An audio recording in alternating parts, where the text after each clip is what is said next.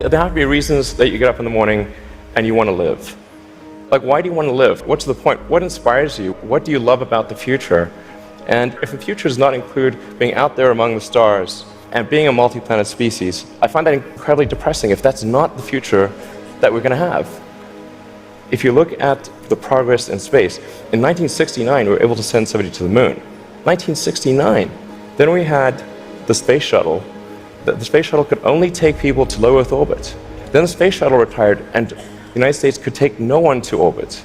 So that's the trend. The trend is like down to nothing. People are mistaken when they think that technology just automatically improves. It does not automatically improve. It only improves if a lot of people work very hard to make it better.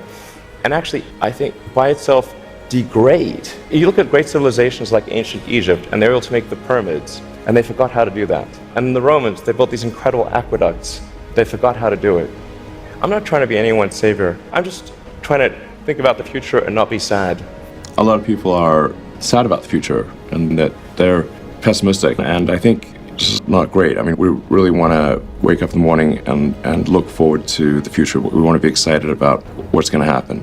And life cannot simply be about sort of solving one miserable problem after another. I really want to make sure that there is a good future for humanity on a path to understanding the nature of the universe, the meaning of life, why are we here, how do we get here? And in order to understand the nature of the universe and all these fundamental questions, we must expand the scope and scale of consciousness. Certainly, it must not diminish or go out. We won't understand this. So I would say I'm motivated by curiosity more than anything, and just desire to think about the future and not be sad.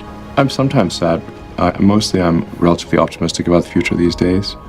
There are certainly some big risks that humanity faces. I think the population collapse is a really big deal that I wish more people would think about, because the birth rate is far below what's needed to sustain civilization at its current level. We need to take action on climate sustainability, which is being done, and we need to secure the future of consciousness by being a multi-planet species. It's important to take whatever actions we can think of to address the existential risks that affect the future of consciousness. If you want the future to be good, you must make it so.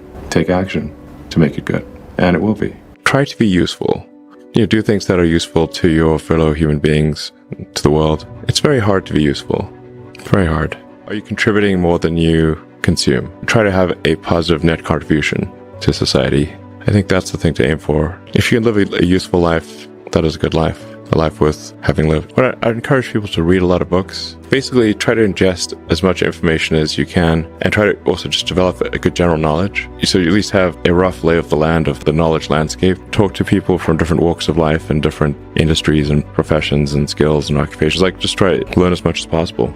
Man's search for meaning. I would encourage people to read broadly in many different subject areas, and then try to find something where there's an overlap of your talents and what you're interested in. So people may be good at something, well, they may have skill at a particular thing, but they don't like doing it. So you want to try to find a thing that's a combination of the things that you're inherently good at, but you also like doing. Well, you got to learn about things somehow. At one point when I was a kid, I read through the encyclopedia. That was pretty helpful. I put a lot of stock and certainly have a lot of respect for someone who puts in an honest day's work to do useful things. And just generally to have not a zero-sum mindset or a grow the pie mindset. If you have a zero-sum mindset, then the only way to get ahead is by taking things from others. If the pie is fixed, then the only way to have more pie is to take someone else's pie. But this is false. Like, obviously the pie has grown dramatically over time, the economic pie. When I was a kid, I was wondering kind of what's the meaning of life? Like, why are we here? What's it all about? And I came to the conclusion that what really matters is trying to understand the right questions to ask. And the more that we can increase the scope and scale of human consciousness, the better we are able to ask these questions. So I think that there's certain things that are necessary to ensure that the future is good.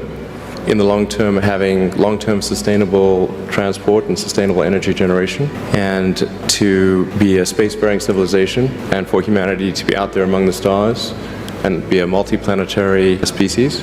Being a multi-planet species and being out there among the stars is important for the long-term survival of humanity, kind of like life insurance for life collectively, life as we know it. The part that I find personally most motivating is that it creates a sense of adventure and it makes people excited about the future. And if you consider two futures, one where we are forever confined to Earth until eventually something terrible happens, or another future where we are out there on many planets, maybe even going beyond the solar system. I think that second version is incredibly exciting and inspiring, and there need to be reasons to get up in the morning. You know, life can't just be about solving problems.